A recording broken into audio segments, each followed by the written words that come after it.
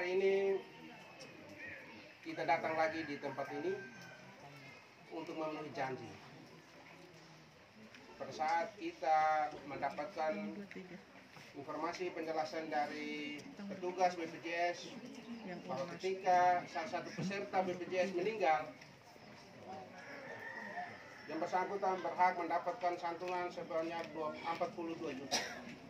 Hari ini bertepatan dengan misa syukur 40 hari kepergian Bapak Arnoldus Asih, kita hadir untuk menyatakan bukti bahwa kita tidak sedang membohongi pemerintah masyarakat, tetapi kita sungguh hadir untuk memberikan perlindungan kepada seluruh rakyat Indonesia, termasuk di Desa Asalia, Kabupaten Malakang.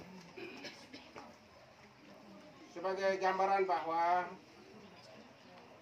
program ini adalah program negara yang diberikan mandat kepada Badan Penyelenggara Jaminan Sosial Tenaga Kerja yang mendapat payung hukum Undang-Undang Nomor 24 tahun 2011. Di Indonesia BPJS ini ada dua. Ada satu namanya BPJS Kesehatan, yang kedua adalah BPJS Ketenagakerjaan. BPJS Kesehatan selama ini kita tahu orang kalau ke rumah sakit biasanya orang medis, orang kesehatan bertanya, kamu punya kartu atau tidak? Ya, kalau memiliki kartu itu kita mendapatkan layanan fasilitas gratis dari pihak medis kesehatan.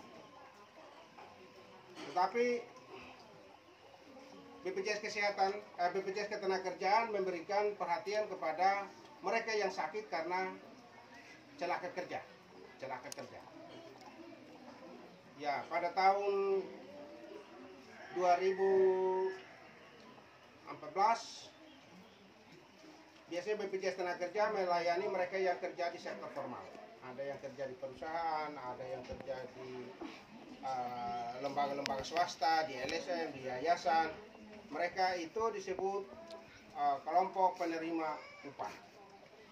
Sementara perubahan kebijakan, perubahan undang-undang, negara memberikan kesempatan kepada kita semua masyarakat, baik itu pekerja formal maupun non formal, termasuk kita, petani, peternak, tukang ojek, atau yang jual-jualan di pasar. Semua pekerjaan yang dilakukan oleh masyarakat dilindungi oleh negara. Ya, BPJS Tenagakerja memberikan 3 layanan manfaat untuk kalangan petani atau pekerja non formal. Yang pertama, jaminan hari tua. Kita menyimpan sejumlah uang minimal 20.000 per bulan untuk mempersiapkan diri menuju masa depan.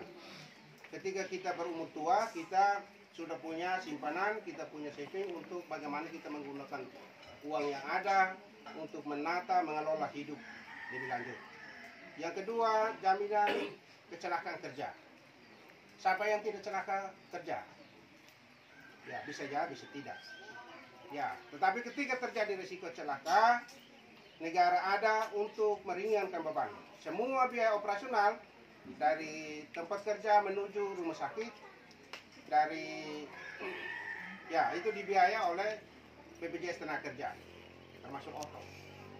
Ya, di rumah sakit pasien peserta BPJS Tenagakerja mendapatkan fasilitas kelas A, kelas istimewa. Kalau seperti BPJS Kesehatan itu untuk orang-orang yang ya kalangan pejabat. Kalau kita petani itu biasanya lebih banyak di kelas 3. Tetapi di BPJS Tenagakerja ketika kita mengalami celaka kerja, kita mendapatkan fasilitas kelas A. Iuran per bulannya berapa? 10.000. Tidak mas, 10.000. Yang ketiga adalah jaminan kematian. Ya, siapa yang sudah menyatakan diri dia tidak akan mati. Semua kita tidak akan mengelak panggilan Tuhan. Waktu dan cara yang berbeda. Ada yang meninggal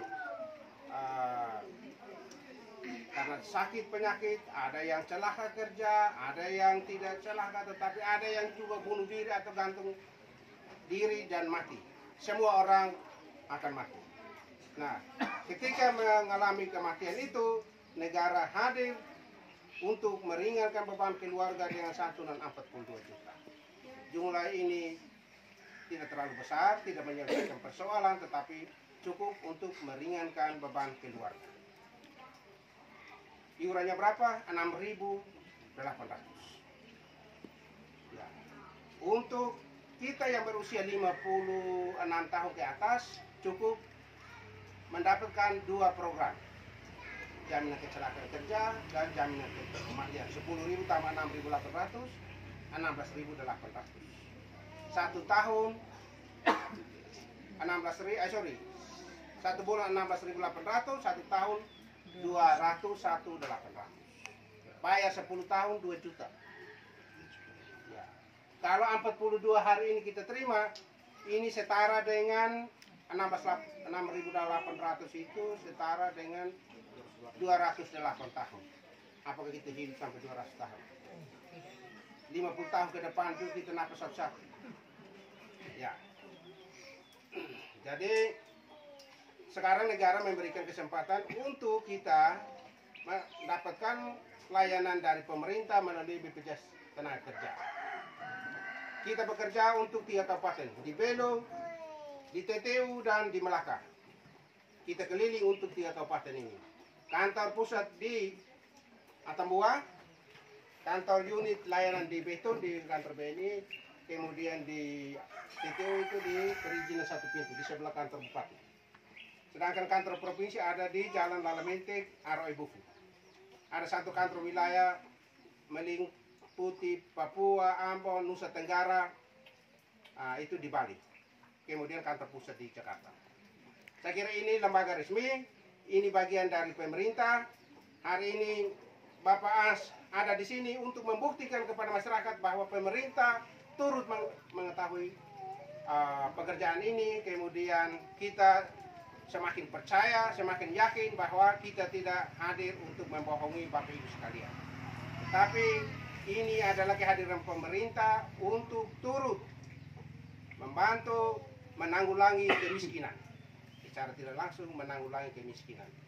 Mendapatkan 42 juta, kita berharap untuk bagaimana dia bisa menata hidup lebih lanjut. Bagaimana keluarga tidak terjebak di dalam utang. Nah, ini hal-hal kecil yang negara bantu untuk meringankan beban keluarga. Saya kira ini saja. Terima kasih kepada Bapak Hans bersama Ibu yang berkenan hadir. Walaupun sibuk, hari ini semua orang ada di Kamanasa untuk meletakkan rumah besar kantor Bupati Kabupaten Melaka. Saya kira ini hal baik. Banyak orang berpikir untuk bagaimana mensejahterakan masyarakat. Di bagian atas mereka siapkan tempat untuk kalau ada pelayanan mereka sudah ada rumah di Kamanasa. Saya kira ini saja yang bisa saya sampaikan. Kurang lebihnya saya mohon maaf. Selamat sore dan terima kasih.